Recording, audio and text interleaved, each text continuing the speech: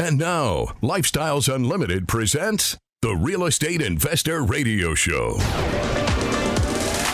Over the next hour, we unfold your map to financial freedom. You'll learn how to retire through investing in single-family and multifamily real estate. You'll learn how to create cash flow and build wealth so you can have the time and money to live the lifestyle you want. Welcome to the show. My name is Al Gordon, and as always, I'm working on your financial freedom. And I do a lot of reading in retirement. For those of you that are just new to the show, I want to tell you that I am real estate retired. I'm just going to get that out of the way. What does that mean? That means that I used real estate to get me to a place of retirement. I did that 4 years ago. I retired 4 years ago, and I'm not looking back. I spent half of my retirement in a pandemic. Yeah, trust me. That was like the worst thing that happened to me because I got myself retired right at kind of like the midpoint of 2019. And I was trying to get my ducks in order and figure out what it was going to be like to be in this new retired life, right? And as I'm kind of like figuring out, okay, well, what do I want to do? What do I want to focus on? Pandemic hits and I can't do anything. Yeah, except maybe go to the grocery store with a mask on, right? Y'all know exactly what I'm talking about. So 2 of the 4 years that I have been retired, I spent on house arrest.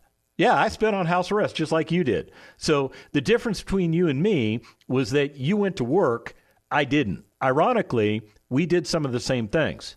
Yeah, we did some of the same things. One of the same things that you and I did was we read things. Now, that reminded me of the fact that I have read a lot throughout my life. I'm 59 years of age. Whether that's old to you or young to you is immaterial. It just means that I've been on this planet for 59 years, and ironically, I've been able to read for about 55 or more of those years. So I've done a lot of reading. And when I used to work, I did a lot of reading while I was working. Now, some of you are thinking, well, wait a minute, dude, aren't you supposed to be working? Well, now, hold on. Time out. Some of you will enjoy what I'm about ready to say. I had to read things that were attributable to the position I was in. Now, when I was in the military, that meant reading Army regulations. That meant reading DAPAMs. What's a DAPAM? Don't worry about it. It's just like an augmentation to the regulation. I used to spend my time reading very technical information that helped me to perfect my warcraft. Yeah, so reading was a fundamental component of what I did. When I left the military, I did a lot more reading. I did. I read a lot more. I had to because I had tried to retire myself, but I wasn't retired, and I spent like 10 months of my life trying to get back into the workforce. So while I had extra time on my hands, I read. I did read. But what did I read now? Instead of all that technical stuff that I used to read with the military, I started reading things that would help me transition my life. Self-help books, stuff like that. You know where I'm going, right? Okay, so I continued to read, but the content was different. And most of that content was really designed to help me get back into the workforce. I know I said that already, but I'm trying to make a point. So what did I ultimately focus on? Getting back into the workforce. What did I ultimately achieve?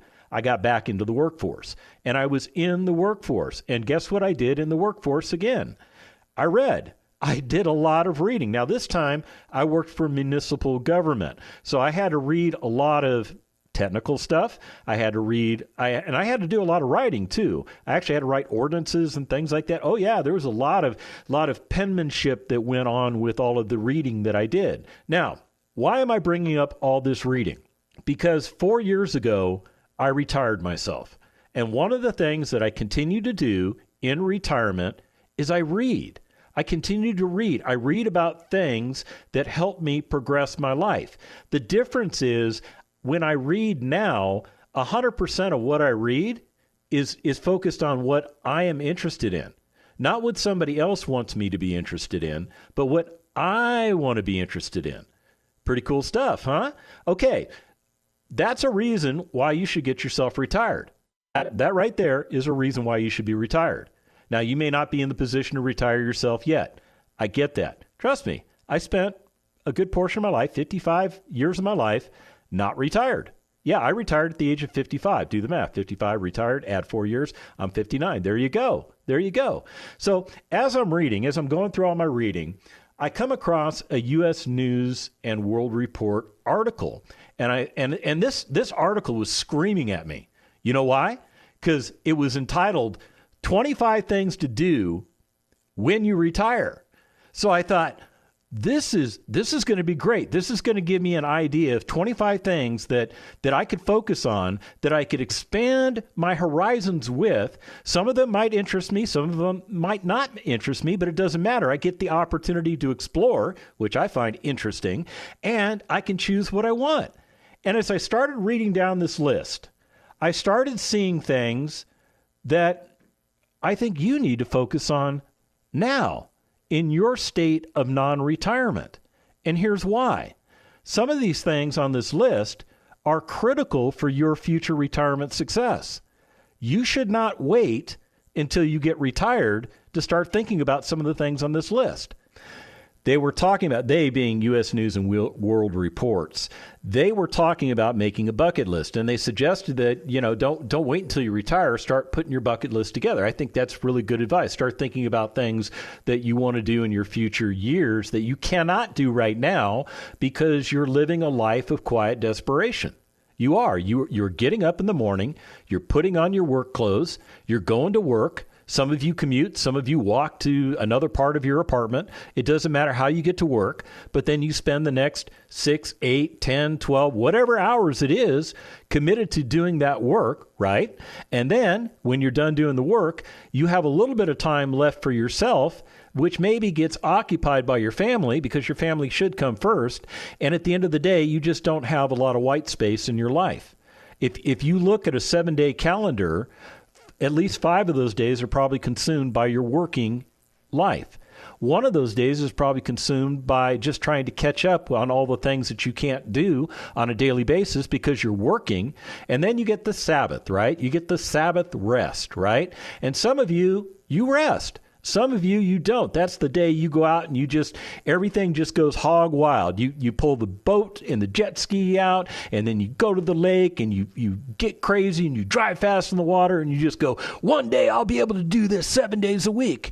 And then the day comes to an end and you put the boat back on the trailer and you drive it back home and it sits in your driveway for another 6 days until the Sabbath day comes. And then maybe, just maybe, you can go out and play.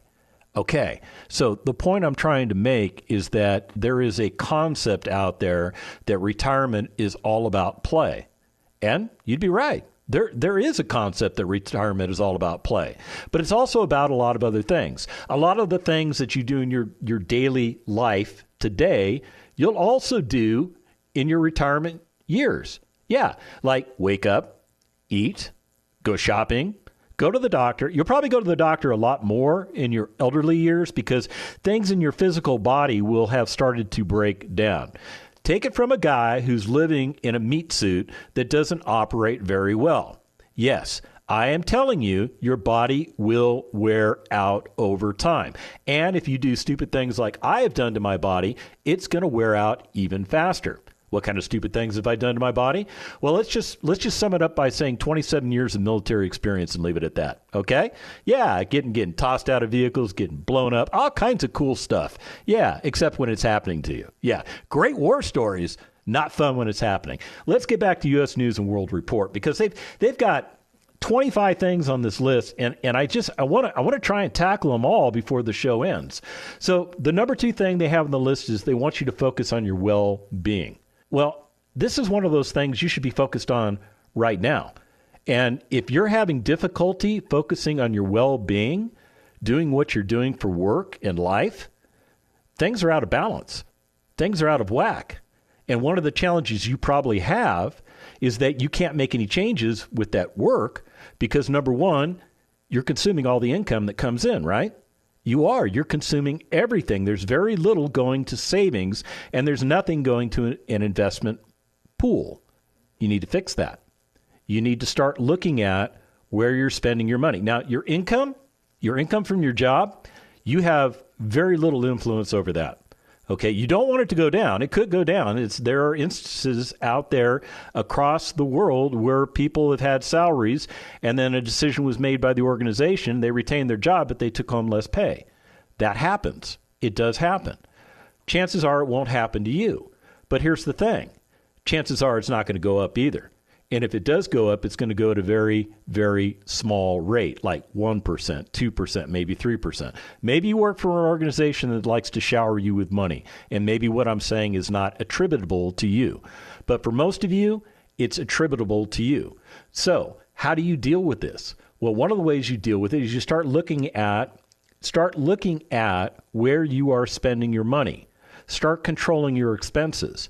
If you've got money going out to this, that, and the other thing, and you don't take advantage of this, that, or the other thing, stop sending them money. Cancel those automatic payments. If you have a gym membership and you're not using it, why are you paying for it? It's kind of dumb, right? Oh, and just so you know, when you cancel that gym membership today, there's something in the contract that says you have to give them like a 30-day notice. So you're going to wind up paying for an extra month. I'm just telling you that right up front so you don't get caught off guard when they go, oh, okay, so we'll cancel your membership 30 days from now. That's how gyms operate. I'm just telling you.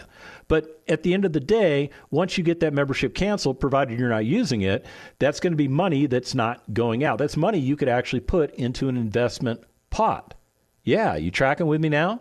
Okay. And by the way, the investment pot and your savings pot, they can be the same pot. They really can be the same pot of money. I'm serious. All right, let me get back to the list. Get financially savvy. This is the one I've been dying to talk about. Get financially savvy. So what they're suggesting to you is that you should wait until retirement to become financially savvy. Dumb. I can't say dumb enough. That's dumb. That's a really dumb idea. It's a very dumb idea. And here's why. Your financial lifestyle right now is what it is. It probably revolves around your work. It probably revolves around your family. It probably consumes all of the money that you make, and you spend all of that money trying to live a lifestyle that's keeping up with the Joneses, right? You're trying to keep up with the Joneses. Why? What's the point? Well, the Joneses, they've got, the nicer house and the nicer cars, and their kids are well behaved. Hey, well, good for the Joneses. What about you? I think you're doing okay too. Stop worrying about what the Joneses think. That's your ego. That is your ego taking control of your mind and telling you to do things that are not financially savvy to your wherewithal. I'm serious. Now, some of you think, oh, dude, I'm financially savvy. I've got me a financial planner. Yeah, okay. So you've got somebody advising you on how to retire yourself who hasn't retired themselves. Yeah. Now, think that through. Yeah, you're taking retirement advice from somebody that's not retired. I am giving you retirement advice. I am not a financial planner. I didn't go to school to be a financial planner. I didn't go to school to get a bunch of series licenses. All I did was make a decision in my life to change the trajectory of my life, and I became a member of Lifestyles Unlimited. I got my education from Lifestyles Unlimited. Ironically, two college degrees and one professional certification, and none of those educational sources taught me what I learned from Lifestyles Unlimited. What they taught me enabled me to get myself to a place of retirement. Now get this, in 2 years.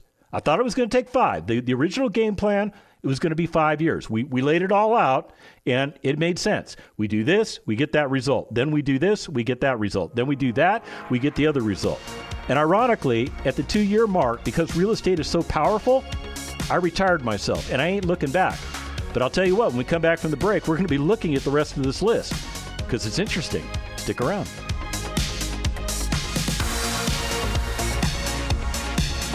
Got questions? Call Lifestyles Unlimited at 855-497-4335. The Real Estate Investor Radio Show continues next. What would you say to women out there, Kelly, if they're thinking about doing this, if they're sitting out there right now going, I'm trapped with a glass ceiling where I work, I know I can't go up any further, there's no room there. What would you say to them about becoming their own boss? Well, you can decide to stay where you're at and keep trying to crack that glass ceiling. But at the end of the day, in this environment, it is so easy to be able to get out of that mold. People know me and they come up to me and they're very gracious, and they don't look at me and say, oh, you're a woman, I'm not going to invest with you, I'm going to go over here. There's no real gender there. Are you ready to be part of a world where there are no glass ceilings, no gender bias, no limits? Start like award-winning real estate investor Kelly did with the online free workshop. Register at lifestylesunlimitedworkshop.com.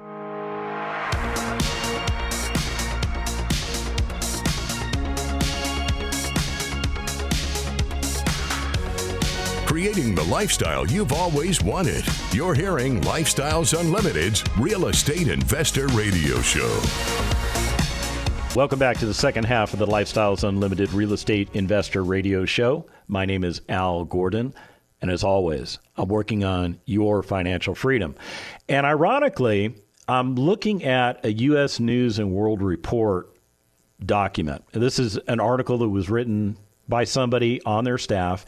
And what they're suggesting is that there are 25 things that you can do in retirement. It's designed to get you thinking about retirement. So I appreciate that aspect of the article. But ironically, as I dig more into the article and the 25 different things that they're identifying, I'm noticing a trend. I am noticing a trend.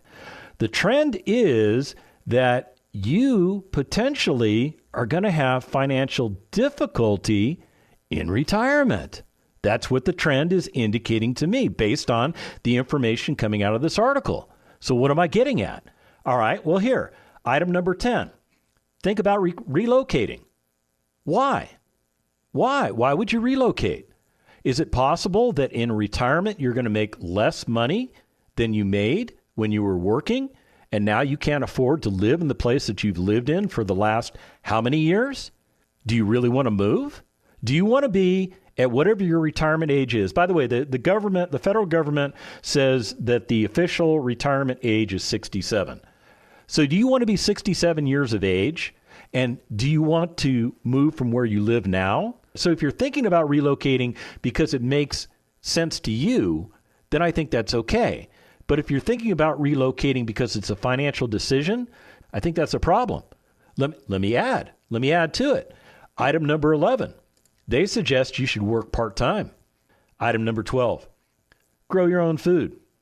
Okay, stop, time out, grow your own food? Okay, if you're like totally into gardening and you've just been desiring to manage a garden and to grow your own food so that you know where your food comes from, I'm totally cool with that. But this is indicating to me that maybe you need to grow your own food because you may not have enough money to go to the grocery store to buy more food. All right, how about this one? Study your family's ancestry. Why would you wait until you retire to study your family's ancestry? It benefits you to talk to people that are still alive. It does. It benefits you to talk to people that are still alive. They have pieces of information that they're willing to share with you. And when they pass away, they can't share it with you unless they wrote it down somewhere, right? So think about it. If you're going to wait 27 years to get around to studying your family's ancestry, that's 27 years where people can pass away and take the secrets to your ancestry with them. Now, here's one. Okay, so this is getting back to the concept that maybe you're not really retired, even though you think you're retired. That's kind of the point I was getting at in this segment. Become a tour guide. Yeah, become a tour guide. Yeah, what they're saying is if you're gifted in sharing information or passionate about your local sites, taking a job as a tour guide might be a good fit. All right, let's stop. Let's analyze that. If you strongly desire to be a tour guide, I mean, that's on your bucket list, go for it. But this indicates to me you might need a job. You might need a job. So you build up this big bag of money, right? this ginormous bag of money, and you meet with your financial planner every year. Every year you have to sit down with your financial planner. By the way, this is the guy that's advising you on how to retire yourself who isn't retired himself, just so you remember. All right, so you meet with him every year. You fine-tune your plan or whatever. You decide to go from the G brand of stocks to the D brand of stocks or whatever you do, right? Okay, so you make some decisions. They buy and sell stuff on your behalf. You go back into cruise control, right? And time goes by, and time goes by, and time goes by, and time goes by, and time goes by. Now you're age 67. Now you've reached the age of maturity for retirement. Now, in accordance with the United States government, you are ready to retire. So now you look back at this big bag of money and you go, wow, I've got $2 million in there. Or, wow, I've got $3 million in there. Or, wow, I've got $4 million in there. Or, wow, I've got $150,000 in there. Oh, why did I throw that in? Because not everybody is disciplined to inject money into the 401k the way their employer tells them to do it. You may have had some years in your life where you had some financial obligations that were greater than the amount of income that you brought in. And the only way you could resolve that was to either take out debt or just not fund the retirement account, right? So you're probably putting money into that retirement account. You've probably been watching the stock market and just kind of scratching your head because the stock market does what the stock market has done. I'm serious about that. I don't even want to bag on the stock market. I was about ready to bag on the stock market, but I'm not going to do it. I'm just going to tell you it's gambling, and I'm going to move on. All right, let me get back to this list because all these other things, well, not all of these other things. Let me just read you the next couple of things here. Item 15, declutter your home. Item 16, get in touch with nature. Item 17, play brain games. Item 18, redecorate your space. Item 19, focus on your personal style. Item 20, find a solo activity. Item 21, discover local attractions. You know what they're suggesting in all those items? That you're going to be bored. I'm serious. All of those things have everything to do with you being bored. What do? I'm now retired. See, there is a misconception out there that when you become retired, you will be bored out of your mind. Now, it does happen. I will tell you. You will have little periods in your life where you're just going to go, man, I'm just bored. I just don't know what to do. But it's not an everyday thing. It's not an ongoing occurrence. It's a one-off type of thing. I am fully retired. Now, I do this radio show for a myriad of reasons. The most important reason is to help you understand that you can do exactly what I did and you can get yourself retired in the next 5 years. I'm serious about that. But another reason I do this radio show is because it's a passion for me. It's something that I enjoy doing. It allows me to communicate with you, to share the information that I have learned with you. And hopefully you will use this information to affect your life positively. Does that make sense? That's part of the reason I do the radio show. It's not because I have to. It's not because I need the income. It's not because I'm bored. It's just something that I do in retirement because I love doing it. This is not a burden. This is not a chore. This is something that I get up in the morning and I go, sweet, I got radio today. So I do radio. And then what do I do on the days where I don't do radio? I go, hey, let's go down the coast and let's go fishing. Or, hey, let's go scuba diving. Or, hey, let's go out and have a nice dinner together.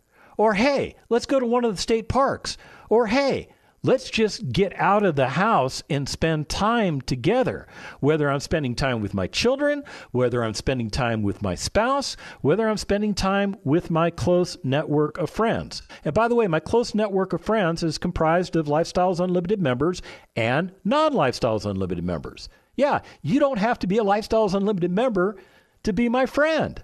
Yeah, I'm serious about that. Now, it would benefit you to be a Lifestyles Unlimited member because by becoming a member, you will learn how to do what I have done, and you will get yourself retired in 5 years or less, and you'll be as happy as I am. And maybe one day I'll stop doing radio, and you'll go, hey, you know what? Al used to do radio, and he was kind of okay, but I would be better at it. And maybe you would replace me doing radio.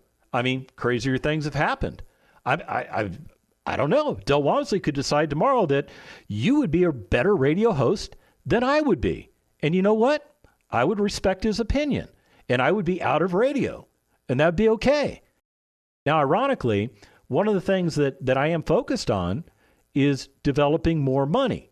Now, that doesn't mean I'm going to go out and do more radio shows or hire myself out to somebody else. That's not what I'm about. I am very happy doing what I do for Lifestyles Unlimited. It is imprinted upon my heart to do what I do, and I love it. I absolutely love it. Del, I'm telling you, I love it. Okay, so now Del knows. Now you know too. But let me get back to the point I was about ready to make. I am focused on income right now. I am focused on building my income streams up even further. Now, there's only so much I can do with controlling my expenses. I mean, I've canceled my cable box. That's about all I can do to control my expenses. All right. So I'm saving, I don't know, $150 a month in cable. But I can go out and I can buy an asset that will produce income streams for me. I'm serious. Income streams coming into my checking account on a recurring basis. You can do it too. You can do it too. Just to give you an example, here's a property that just came in. Now I'm not going to do this property because this is a really super sweetheart deal, and I don't necessarily want you to bag and tag a super sweetheart deal right off the bat. So I'm going to go to a different deal, and this is a nice deal. This is a sweet deal. It was sent to me by Michael, and it's a property in San Antonio that you can buy for $95,000. It's worth $175,000 all fixed up. It's going to take about $20,000 of your personal money to buy this asset, but this asset is going to produce $300 a month in passive income. $300 a month in passive income. When you annualize that, that's $3,600 per year. That's probably more than whatever raise you're going to get from your employer. Now, you can't retire yourself. Well, I don't think you can. I'm going to go on a limb, and I'm going to say you can't retire yourself on $3,600 per year. But what if you had 10 of those? Could you retire yourself on $36,000? Keeping in mind that $36,000 is primarily tax-free. In other words, you have depreciation coming off of these assets, which shelters the income, meaning you don't pay taxes on the income. It's a neat thing. So what does that mean? $36,000 probably transfers into a typical $50,000 a year job for most people. Now you're thinking, well, Al, I make six figures. I make $100,000. Okay, so get 20 of these.